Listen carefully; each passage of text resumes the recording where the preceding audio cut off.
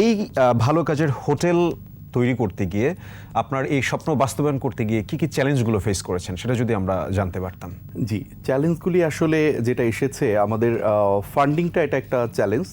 Funding এবং আমাদের funding কিন্তু খুব ইন্টারেস্টিং। আমাদের প্রায় আমরা 3800-এর উপরে মেম্বার আছি, যারা প্রত্যেকের কাছে আমাদের একটা স্টিলের ব্যাংক আছে, ওখানে প্রতিদিন 10 টাকা করে রাখি।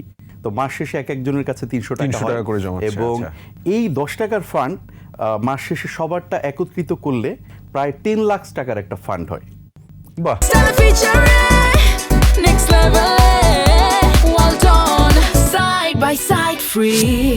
এবং পাশাপাশি আমাদের কিছু শুভাকাঙ্ক্ষী আছে, তাদের একটা সহযোগিতা আমরা পাই, এভাবে চলছে।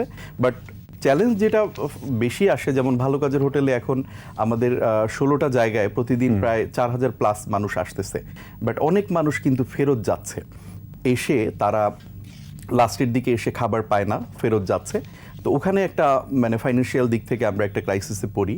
তারপরে যেমন আমাদের স্কুল আছে, আমাদের ডেলি 10 স্কুল, ওখানে প্রায় 6টা ক্যাম্পাসে প্রায় 1420 জন বাচ্চা পড়ছে।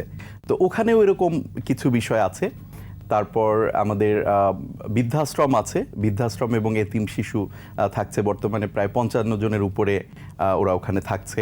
তারপরে একটা ক্যান্সার শেল্টার হোম আছে, যেখানে আমাদের ক্যান্সারে আক্রান্ত বাচ্চারা ওখানে ট্রিটমেন্ট নিতে পারছে। হ্যাঁ, ট্রিটমেন্ট নেওয়ার সুবিধা পাচ্ছে। এখন পর্যন্ত কত বাচ্চাকে আমরা এই পর্যন্ত 2009 সাল থেকে প্রায় 700+ বাচ্চাকে ক্যান্সারের ট্রিটমেন্ট এবং ওপেন হার্ট সার্জারি আমরা করাতে পেরেছি।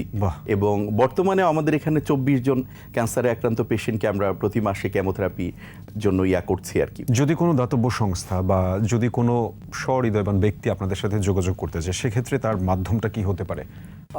সে আসলে, আমরা যেটা বলি যে সে আমাদের সাথে যোগাযোগ করলে আমাদের আসলে কার্যক্রমটা দেখবে। সে আগে মানে চাইলেই আমরা ফান্ড আসলে কেউ দিতে চাইলেও আমরা নেই না, সে আমাদের কার্যক্রমটা দেখবে, দেখার পরে যদি সে মনে হয় সম্পৃক্ত হবে, দেন সে আমাদের সাথে ইনভলভ হতে পারে। নিশ্চয়ই। আমরা প্রায়ই আসলে বলি যে তরুণরাই দেশ গড়বে। জি, আপনার সাথে নিশ্চয়ই অনেক স্বেচ্ছাসেবক কাজ করে, বা আমি যদি ওভারঅল বাংলাদেশের তরুণ প্রজন্মের কথা বলি, আপনার দৃষ্টিতে কি মনে হয় বাংলাদেশে যে তরুণরা আছে তারা সত্যি কি পরিবর্তন ঘটাতে পারবে, বা আপনি যাদের সাথে কাজ করছেন তাদের মধ্যে ইতিবাচক দিকগুলো কি কি আছে? আচ্ছা, তো আমি যদি বলি যে আমাদের যেই সংগঠন, সেটা হচ্ছে ইয়ুথ ফর বাংলাদেশ, এবং আমাদের স্লোগান হচ্ছে তারুণ্যের ছোঁয়ায় বদলে যাবে বাংলাদেশ। তো আমরা কিন্তু এটা চিন্তা করি যে তরুণরা চাইলে আসলে এটা সম্ভব, এবং আমরা এটা দেখি। আপনি একটা জিনিস দেখবেন যে আমাদের এই যে ভালো কাজের হোটেল, এটা ঢাকার মধ্যে 12টা পয়েন্ট আছে এবং ঢাকার বাইরেও 4টা আছে। 365 দিন মানে এখানে আমাদের স্বেচ্ছাসেবকরা আসছে এবং খাবার রান্না হচ্ছে, খাবারগুলি এখানে নিয়ে আসতেছে। ইভেন আপনার সাথে আবার যখন শোয়ের আগে কথা হচ্ছিল, আপনি বলছিলেন যে ইলেকশনের দিন 12ই ফেব্রুয়ারি 2026 মানে বৃহস্পতিবারে, ওই দিনও হচ্ছে আপনারা মানুষজনকে খাইয়েছেন। জি, ইভেন ইলেকশনের দিন অনেক চ্যালেঞ্জ, সবগুলি আমাদের কার্যক্রম হোটেল চলেছেই, এবং খাবারও রান্না হয়েছে এবং মানুষ খেয়েছে। ওই দিন কিন্তু আমরা একটা ভয়ে ছিলাম যে কি হয়, এটা তো আসলে বোঝা যায় না যে কি হবে। আমরা বড় ব্যানার লাগিয়ে যাতে আমাদের পিকআপগুলি নিয়ে আমরা পয়েন্টে যেতে পারি, এবং এসে দেখছি যে অন্যান্য দিন যেই মানুষ ছিল তার থেকে আরো বেশি মানুষ, কারণ ওই দিন সবকিছু বন্ধ। শুধু তাই নয়, 5ই আগস্টও কিন্তু আমাদের কার্যক্রম বন্ধ ছিল না।